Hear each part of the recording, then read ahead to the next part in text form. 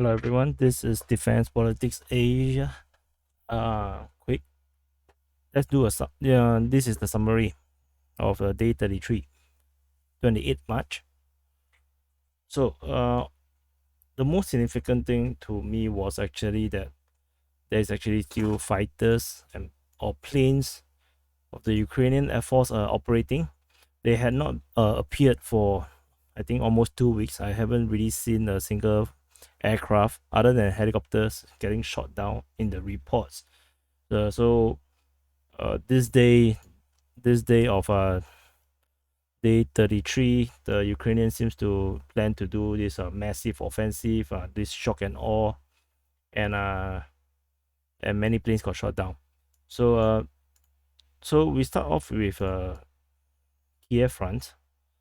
So there's two Sukhoi 24 shot down over Kyrgyzstan, and there's also two shot down over Ripty, and two shot down over Herodnia. So there is actually 6 aircraft being shot down over at the Kyiv Front.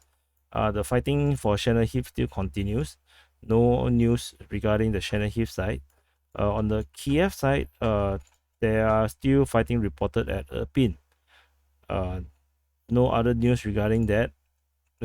People are getting very confused about Irpin because the Ukrainians say they have liberated Irpin, but then the people who follow the Russian progress have been saying that the Russians have never said they have taken Irpin. So from my point of view, the Russians haven't taken Irpin for a very long time.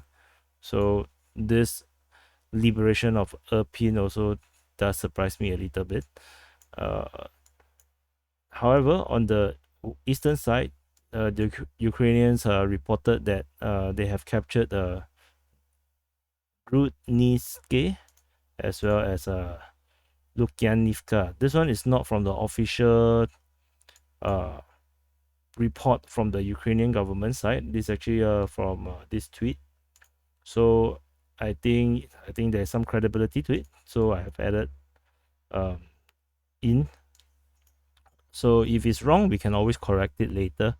But at least we can have some kind of sensing that the counteroffensive is actually still ongoing, although it's getting less and less clear where is the push now. So looks like here is the push and here, and then of course there's this air support that's being sent into this region to try to take out Russian targets. Unfortunately, they got shot down by either Russian aircraft or surface-to-air missiles.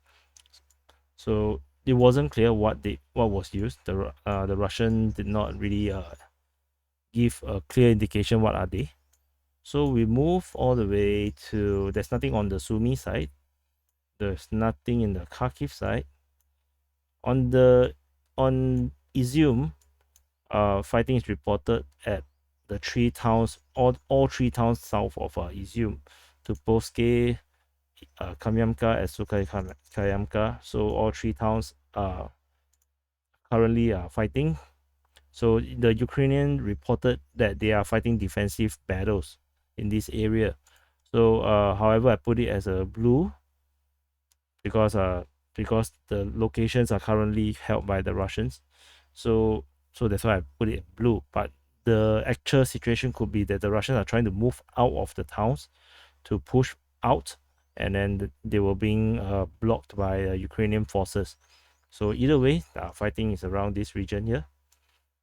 And south of Izyum, around Kramatorsk, there's one Sukhoi 27 gotten shot down, and then later in the day there's another Sukhoi 25 shot down over Druzhkovka, which is actually the 2 towns away from Kramatorsk.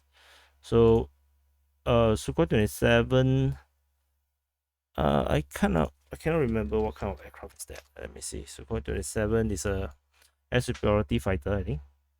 Yep. So it's an air superiority fighter. So maybe it's doing some air cover for the troops around this region.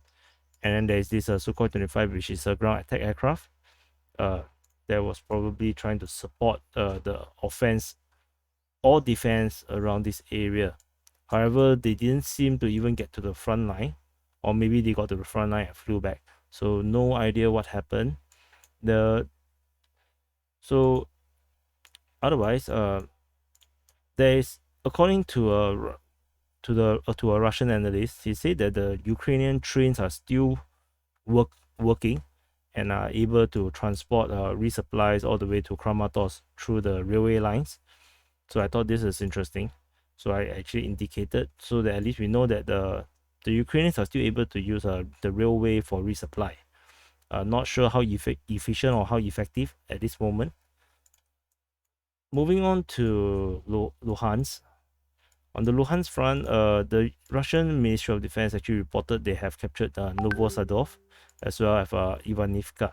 So, and however, these two locations was previously within this within areas that I have already marked as captured.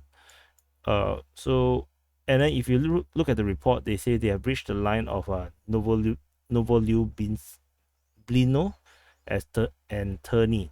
So Terny is over here, and Novolyubinska in Ukrainian is here. So perhaps that previously they have captured this area and then they moved on to fight at Severodonetsk. As a result, the Ukrainians took back the territory. That could be a possibility. So either way, I created this bulge here to indicate that this could be a territory that has already been lost to the Ukrainian. So nothing else, but Popasna is still continuing their mess. No news regarding north of Avdiivka. There's also no news on this side. There's a report of fighting at Vuleda and Velika Novosilka.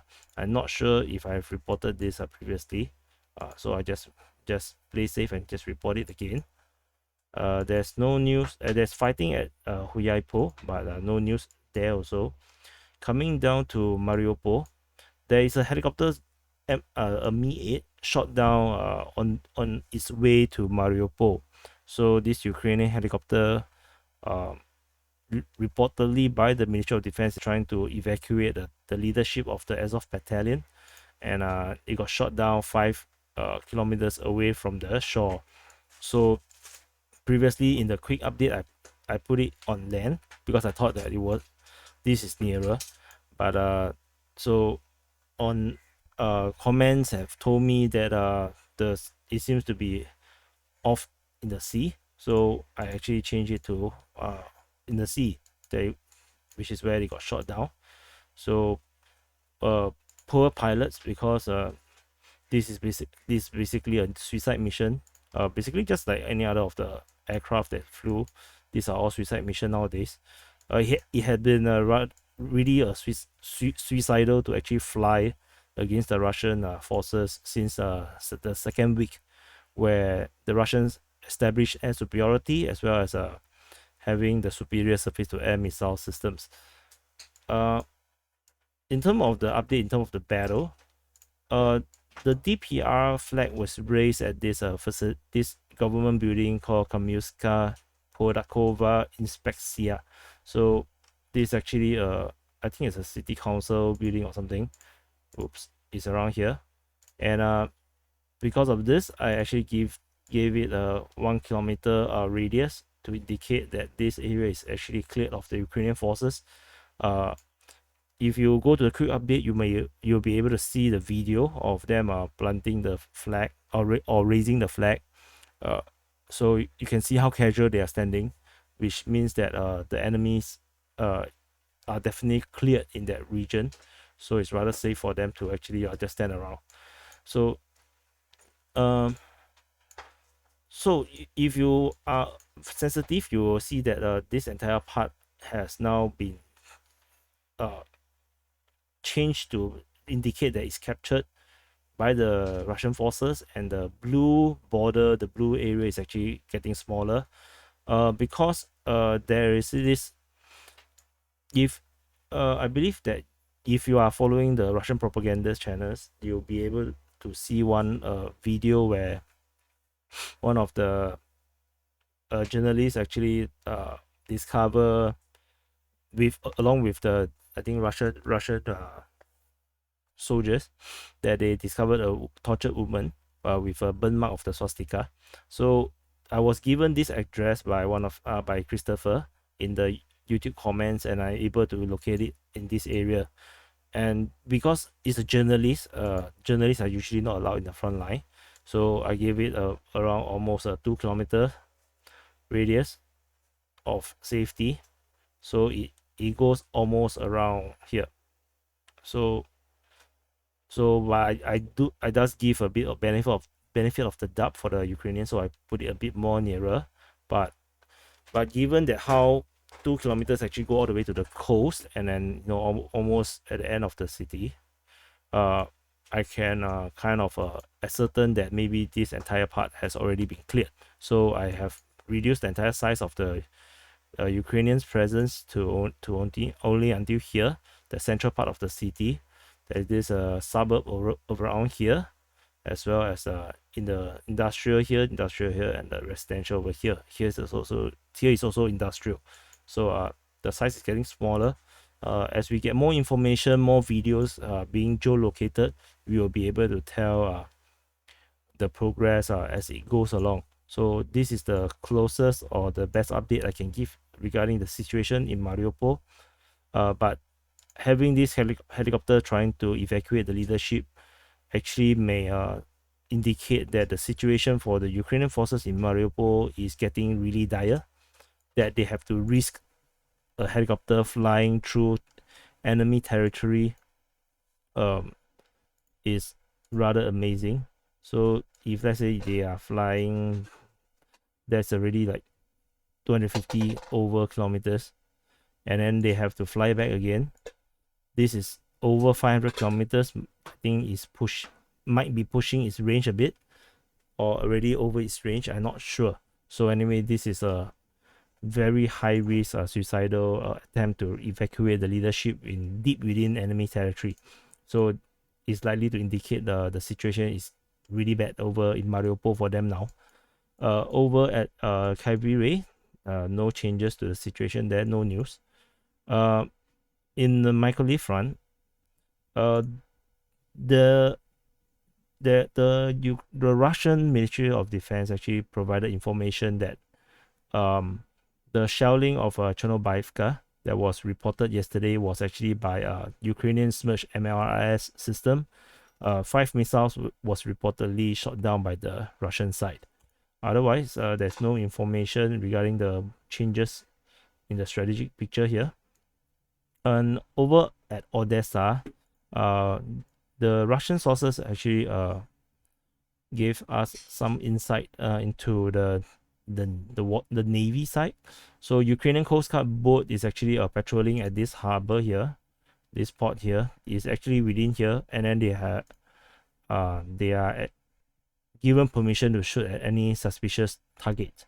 So getting very paranoid over here. And south of Odessa, they have 2 more Coast Guard boats, BG-20 and BG-21. So they are in charge of patrolling the waters that is beyond the radar range, the naval radar range. So although my opinion is that the Russian Navy is not going to come here anytime soon, and if they are spotted, I have a bad feeling that the Russian will sink the patrol boats, these Coast Guard boats. So a very risky job they are doing. So this is the general picture of the summary for the day of 33, the 28th of March. Please do subscribe if you haven't subscribed. Please like the video, and I will see you in the next update.